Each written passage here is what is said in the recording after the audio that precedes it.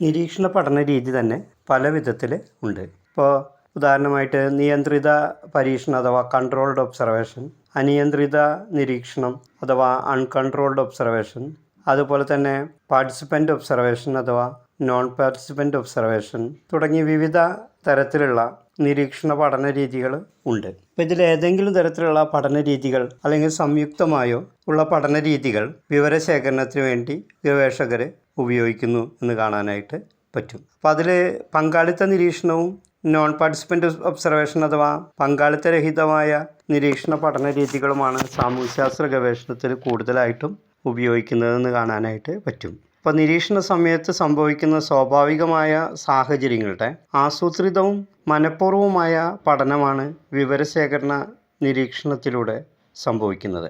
നിരവധി തരം വിവരങ്ങളാണ് നിരീക്ഷണത്തിലൂടെ ഗവേഷകർക്ക് ലഭിക്കുന്നത്. സംഭവിക്കുന്ന സന്ദർഭത്തിൽ തന്നെ സ്വഭാവ രീതികൾ രേഖപ്പെടുത്താൻ കഴിയുന്നു എന്നത് തന്നെയാണ് നിരീക്ഷണ രീതിയുടെ ഏറ്റവും പ്രധാനപ്പെട്ട നേട്ടം. വാക്കുകളിലൂടെ പ്രതികരിക്കാൻ കഴിയാത്ത സാമ്പിളുകളിൽ ഇത് പ്രയോഗിക്കാം എന്നതും ഈ പഠന രീതിയുടെ ഗുണമാണ്. നിരീക്ഷണം പലതരത്തിലുള്ള ഗവേഷണ ആവശ്യങ്ങൾ നിറവേറ്റുന്നുണ്ട്. മുൻകൂട്ടി നിശ്ചയിച്ച ഒരു ഗവേഷണ പ്രശ്നത്തിൻ്റെ അന്വേഷണത്തിനോ അതിൽ ഉൾക്കാഴ്ച നേടാനോ അനുമാനങ്ങളിലൂടെ വികസിപ്പിക്കുന്നതിനോ അതിനൊരു അടിസ്ഥാനം നൽകാനോ നിരീക്ഷണ പഠന രീതി പ്രയോജനപ്പെടുന്നു. കാര്യകാരണ ബന്ധങ്ങളുടെ അടിസ്ഥാനത്തിലുള്ള ഗവേഷണത്തിലും കൃത്യമായി രൂപകൽപ്പന ചെയ്ത പരീക്ഷണാത്മക പഠനങ്ങളിലും നിരീക്ഷണ പഠന രീതികൾ ഉപയോഗിക്കാൻ കഴിയും. ഈ രീതിയിൽ ചിലപ്പോൾ പലതവണ നിരീക്ഷണവും ആവശ്യമായി വന്നേക്കാം. എന്നാൽ നിരീക്ഷണത്തിൽ അന്വേഷണ ആവശ്യങ്ങൾക്ക് അപ്പുറമുള്ള പലതും കണ്ടെത്തിയെന്നും വരാം. ഇവിടെ പ്രസക്തമായ കാര്യങ്ങൾ മാത്രമേ പരിഗണിക്കുന്നുള്ളൂ. ദൃഷ്ടിഗോചരമാകുന്ന നിരീക്ഷക ദർശനങ്ങൾ അനുമാനങ്ങളെ ശക്തിപ്പെടുത്തുന്ന ഒരു ഘടകമായി മാറുന്നു. ഒരു ഗവേഷകൻ നിരീക്ഷണ രീതി ഉപയോഗിക്കുമ്പോൾ അല്ലെങ്കിൽ ഒരു സാമൂഹിക പ്രക്രിയയെക്കുറിച്ച് വിമർശനാത്മകമായ വീക്ഷണങ്ങൾ നടത്തുമ്പോൾ സ്വീകാര്യമായ നിയമങ്ങളെ കുറിച്ചുള്ള ശേഖരിക്കുന്ന ഡാറ്റയുടെ സാധുതയും സംബന്ധിച്ച് ചില ചോദ്യങ്ങൾ സ്വയം ചോദിക്കേണ്ടതായിട്ട് ഉണ്ട്. നിർദ്ദിഷ്ടവും ദൃഢവുമായ പഠന വസ്തുവിനെയാണോ പിന്തുടരുന്നത് എന്ന ചോദ്യം വളരെ പ്രസക്തമാണ്. നിരീക്ഷണം ഒരു പൊതു സന്ദർഭത്തിലാണോ പ്രത്യേക സാഹചര്യത്തിലാണോ നടത്തുന്നത് എന്ന കാര്യം പ്രത്യേകം ശ്രദ്ധിക്കണം. റെക്കോർഡ് ചെയ്യപ്പെടുന്ന ഡാറ്റയിൽ പക്ഷപാതമുണ്ടാകുമോ അല്ലെങ്കിൽ പക്ഷപാതം സംഭവിച്ചിട്ടുണ്ടോ തുടങ്ങിയ കാര്യങ്ങൾ ശ്രദ്ധിക്കണം. ഒരു നിയന്ത്രിത സാഹചര്യത്തിലാണോ ഗവേഷണം നടത്തുന്നത് എന്ന കാര്യം വിലയിരുത്തണം. അപ്പോൾ ഫലപ്രദമെന്ന് സ്ഥാപിക്കപ്പെട്ട ഒരു ഗവേഷണ സിദ്ധാന്തത്തെ മുറുകെ പിടിച്ചുകൊണ്ട് വേണം ഏതൊരു ഗവേഷണ രീതിയും നടപ്പിലാക്കാൻ. നിരീക്ഷണത്തിന് നിരവധി സൗകര്യങ്ങളുണ്ടെങ്കിലും പല പരിമിതികളും ഇതിനുണ്ട്. പങ്കാളിത്ത നിരീക്ഷണത്തിൽ ഗവേഷകൻ പഠനം നടത്തുന്നതിന് വിധേയമാക്കുന്ന ഗ്രൂപ്പിലെ ഒരംഗമായി മാറുകയാണ് ചെയ്യുന്നത്. അപ്പോൾ താൻ കൂടി അംഗമായ ഒരു ഗ്രൂപ്പിലെ വിവരങ്ങൾ അവരറിയാതെ ശേഖരിക്കുന്ന ഒരു പ്രക്രിയയാണ് പങ്കാളിത്ത നിരീക്ഷണ പഠന രീതിയിൽ ഉണ്ടാകുന്നത്. അതുപോലെ തന്നെ ഗവേഷണ പഠനങ്ങളിൽ വിവരശേഖരണത്തിന് വേണ്ടി ഉപയോഗിക്കുന്ന മറ്റൊരു വിവരശേഖരണ മാർഗമാണ് അഭിമുഖം അഥവാ ഇൻ്റർവ്യൂ. ഒരു ഗവേഷകന് സ്വീകരിക്കാവുന്ന ഏറ്റവും ഫലപ്രദമായ ഒരു വിവരശേഖരണ രീതിയാണ് വിവരശേഖരണ രീതിയാണ് ഇൻ്റർവ്യൂ അഥവാ അഭിമുഖം. അപ്പോൾ ഗവേഷകൻ പഠന വസ്തുവുമായി ബന്ധമുള്ള വ്യക്തികളുമായി മുഖാമുഖം നടത്തുന്ന ആശയവിനിമയമാണ് അഭിമുഖം. പലപ്പോഴും വിവരശേഖരണം നടക്കുന്നത് ചോദ്യരീതികളിലൂടെ ആയിരിക്കും. അഭിമുഖം നടത്തുന്നയാളെ ഇൻ്റർവ്യൂവർ എന്നും അഭിമുഖം നടത്തപ്പെടുന്നത് ആരിലാണോ അയാളെ ഇൻ്റർവ്യൂ എന്നും വിളിക്കുന്നു. അഭിമുഖം നേരിട്ട് നടത്തണമെന്നില്ല, എന്തെങ്കിലും തരത്തിലുള്ള മാധ്യമങ്ങൾ വഴിയും നടത്താവുന്നതാണ്. തീവ്രവും രഹസ്യാത്മകവുമായ നിരീക്ഷണങ്ങൾക്ക് എല്ലായ്പ്പോഴും അനുയോജ്യത വേണം. ഇൻ്റർവ്യൂവിന് ചിട്ടയും സുസംഘടിതമായ ഒരു രൂപരേഖ ഉണ്ടെങ്കിൽ അത് വളരെ നല്ലതാണ്.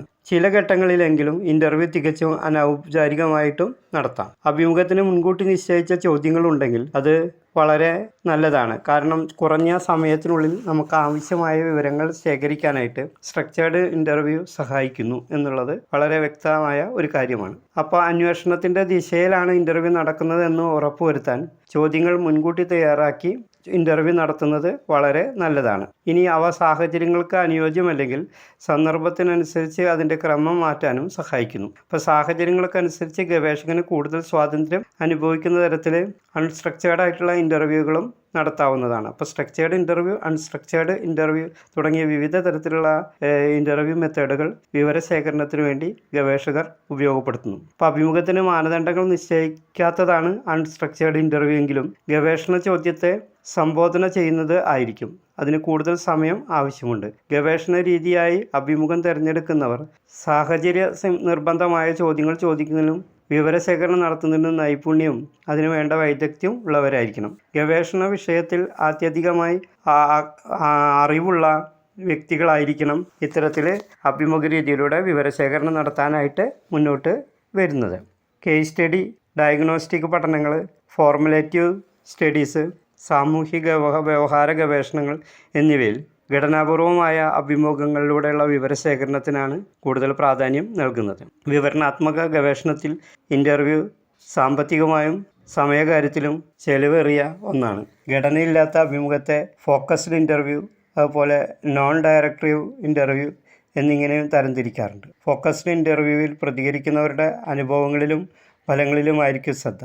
ഇവിടെ അഭിമുഖകാരന് ചില പരിമിതികളുണ്ടാകും. നോൺ ഡയറക്റ്റീവ് ഇൻ്റർവ്യൂവിൽ തന്നിരിക്കുന്ന വിഷയത്തെക്കുറിച്ച് സംസാരിക്കാൻ അഭിമുഖത്തിന് വിധേയനാകുന്ന ആൾക്ക് അവസരമുണ്ടാകുന്നതോടൊപ്പം തന്നെ അഭിമുഖകാരനെ പ്രോത്സാഹിപ്പിക്കുകയും ചെയ്യും.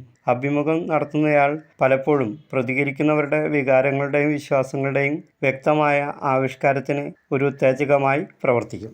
ഒരു ഗവേഷണ രീതി എന്ന നിലയിലും അതിനുള്ള ഒരു ടൂൾ അഥവാ ഉപാധി എന്ന നിലയിലും അഭിമുഖ രീതിക്ക് അതിൻ്റേതായ ചില ഗുണങ്ങൾ ഉണ്ട്.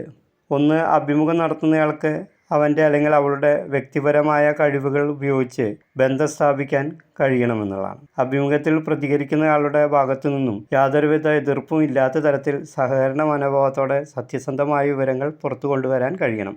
അഭിമുഖകാരന് സ്വാതന്ത്ര്യം നൽകുന്നതോടൊപ്പം തന്നെ എത്ര ചോദ്യങ്ങളെ പുനഃസംഘടിപ്പിക്കാനും കഴിയുന്നു. ഇൻ്റർവ്യൂ നടത്തുമ്പോൾ തന്നെ മറ്റൊരു ടൂളായി നിരീക്ഷണം കൂടി ഉപയോഗപ്പെടുത്താൻ കഴിയും.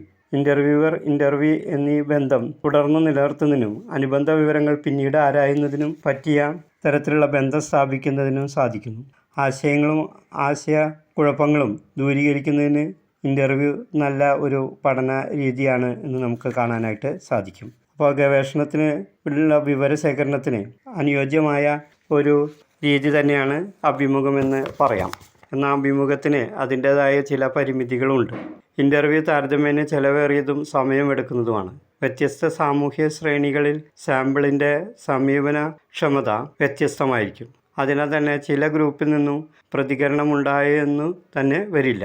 അഭിമുഖത്തിൽ സാന്നിധ്യത്തെക്കാൾ ചില സന്ദർഭങ്ങളിൽ ആവേശം സൃഷ്ടിച്ചേക്കാം.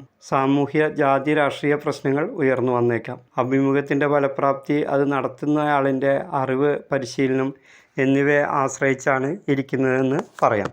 ഇത്തരത്തിൽ ചില ഗുണങ്ങളും ചില പരിമിതികളും ഉണ്ടെങ്കിലും സാമൂഹ്യശാസ്ത്ര ഗവേഷണങ്ങളിൽ വിവരശേഖരണത്തിന് സാധാരണയായി ഉപയോഗിച്ചു വരുന്ന ഒരു രീതിയാണ് അഭിമുഖം.